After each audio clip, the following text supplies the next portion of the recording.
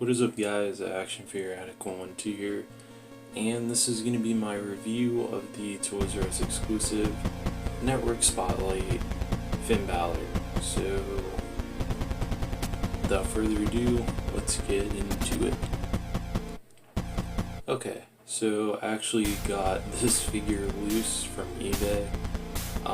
So he doesn't come with his packaging, otherwise we would have looked at that, but besides that, I mean, he's pretty complete. I mean, he comes with everything. He didn't come with the NXT title, because for some reason Mattel didn't give that to him.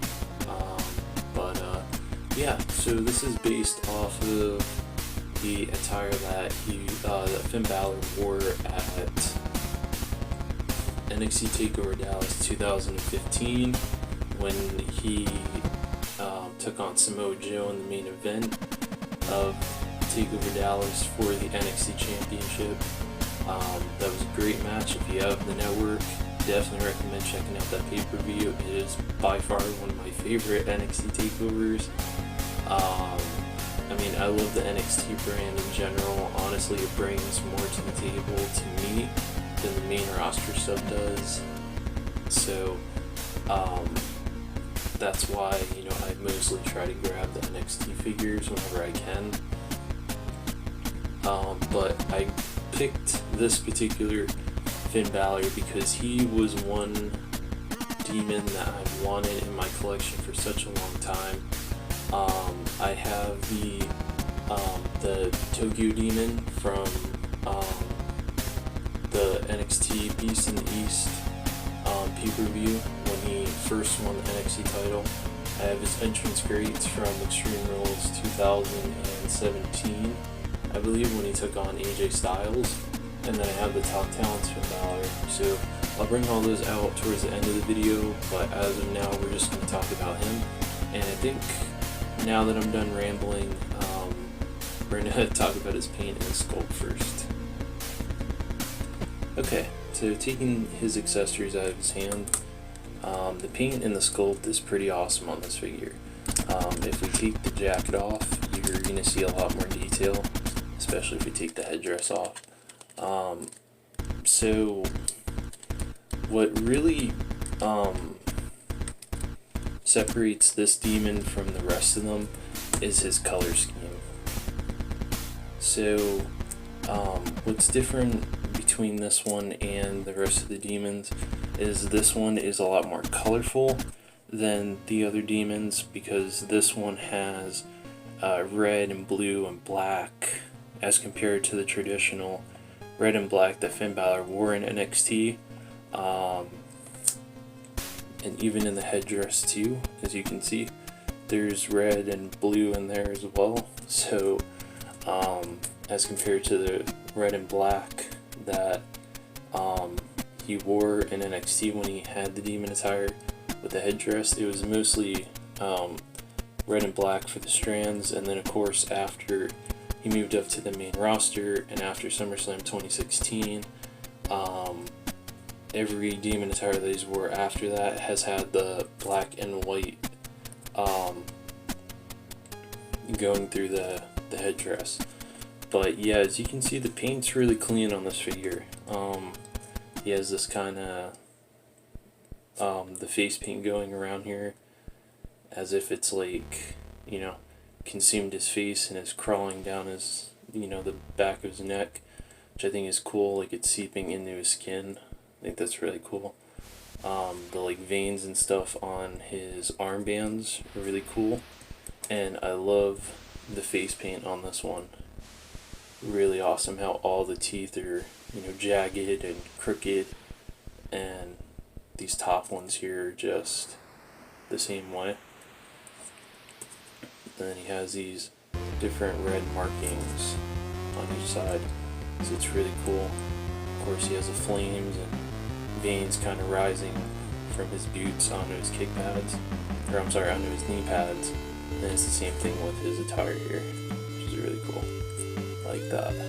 And then of course he uses the older elite hands, so he has the wrist tape, or I'm sorry, the finger tape like the rest of the demons do.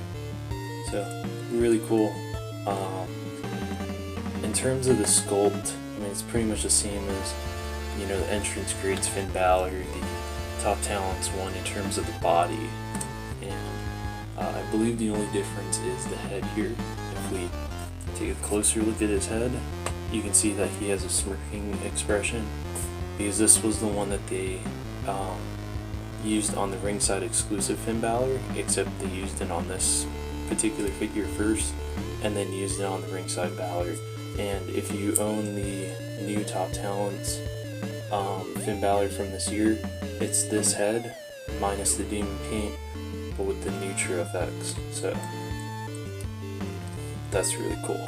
And his fade is really cool too, except, you know, demon paint is covering it right there. So really cool.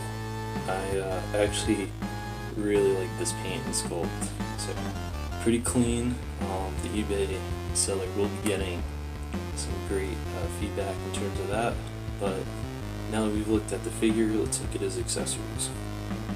Okay, so his first accessory we're going to look at is his headdress. It's pretty much the same that you've seen on every single Demon Finn Balor. He hasn't really changed the headdress. It's more of the colors in the hair and the what's it called? The actual strands and dreads, I guess. Like for this one, it's red and blue because it's what he wore right here is red and blue. So I think that's really cool. Sits on his head good, nice and snug. I think it's just without the see, it fits on there nice and tight, but you're gonna see in a minute when I put the coat on him, it's gonna kind of want to pop up because of this collar. But yeah, you'll see it when I put all the accessories back on. But yeah, that's pretty much his headdress. Let's look at the next accessory. Okay, so his next accessory is, of course, his Leatherface inspired trench coat. I think this is really cool. They actually painted the buttons on the side here in this kind of gold or copper color, which is really cool. It's kind of a, not so much of hard plastic. However, this is unique to this particular figure, so I think that's really cool. Has all these nice stitching patterns and stuff like that. Although if I remember correctly, when he came out wearing this, I'm pretty sure it had parts, patches stitched onto it, or that might have been his Jack the Ripper attire, I'm not really sure, but I'll have to go back and rewatch that takeover. But really cool, has the copyright stuff in there. This is 2015, so I assume, oh no, it says 2016.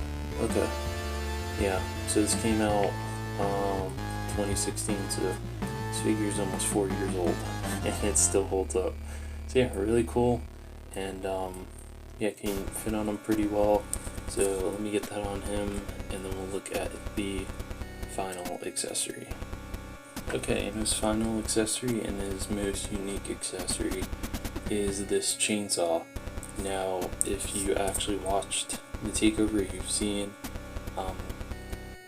either the match from the TakeOver Dallas pay-per-view, or you've actually watched the entire takeover, you would know that when he came out with his entrance, he had this chainsaw in his hand and he was revving it and swinging it around and stuff like that. So I think it's really cool that they actually included this. It's in two different colors. I believe it's two separate pieces, but I think put together it's supposed to be all in black. And then they actually painted this part where the motor would be for the chainsaw in orange, and then they painted this little knob here, I guess, to adjust the the settings of the blade. Obviously they didn't paint the blade on here because he didn't have the actual blade of the chainsaw on there. They obviously took it out, for safety reasons. It's not gonna go out there and hack people up, but it's still cool, because again, this was his take on the Texas Demon, which was supposed to be inspired by Leatherface from the Texas Chainsaw Massacre, which is another reason why I bought this, because Leatherface is one of my favorites. But really cool.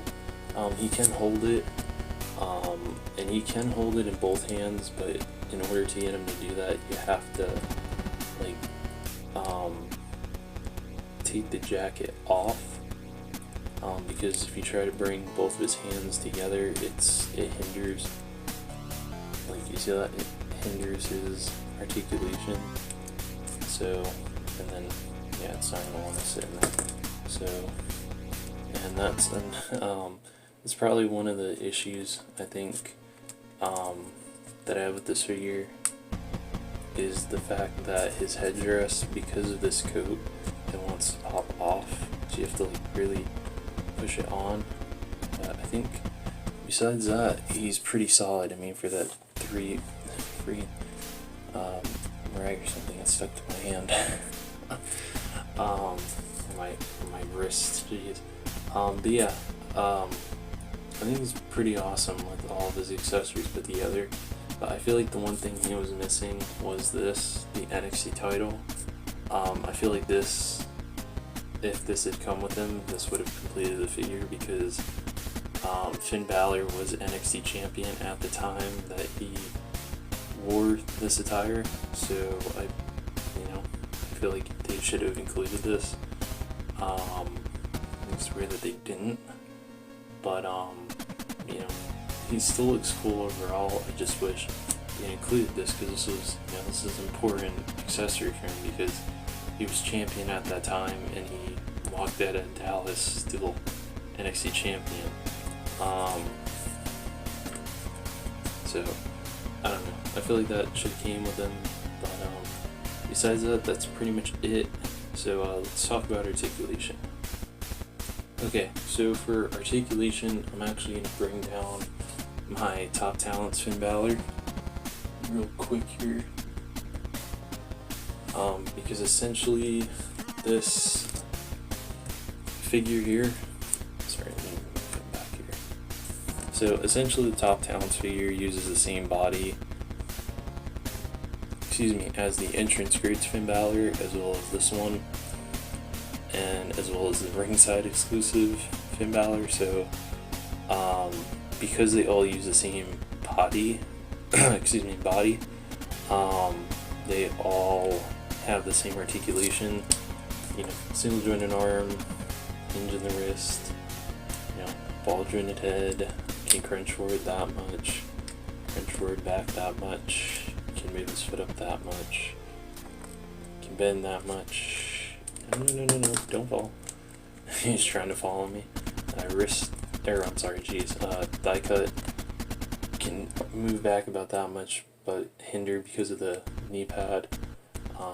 Has a rotation at the boot, can move back that much, can move forward this much, and he has a little bit of a ankle rocker, as most of the elites do. So yeah, I mean, essentially he has the same articulation, because again, since they're reusing the same body, it's essentially the same articulation. So I mean, it's not really much of a difference, but like I said, the only difference is really the heads, but you really can't tell because of the face paint. But I mean, that's essentially the articulation. So let's get down to the final thoughts. Okay, so here is that Network Spotlight Finn Balor next to the Entrance Greats Finn Balor and the Elite 46 Finn Balor. Did a little shot here. There they go. So you can see obviously the Elite 46 has a different body, but the Network Spotlight and the Entrance Greats have the same body, as well as the Top Talents one. So overall, I highly recommend picking this figure up if you're a Finn Balor fan. If you're a fan of the Demon, pick it up. I got mine really cheap on eBay when they had their little $5 off coupon thing that they had. So I grabbed him. He's really awesome. I love him. After this review, I'm going to stick him back on the shelf with the rest of these figures, and then we're going to move on to the next review because I'm way behind on review, guys. I'm really sorry. I've just been super busy with life and stuff, so yeah, but I do have some figures that do need to be reviewed, and yeah, so that's pretty much it from me.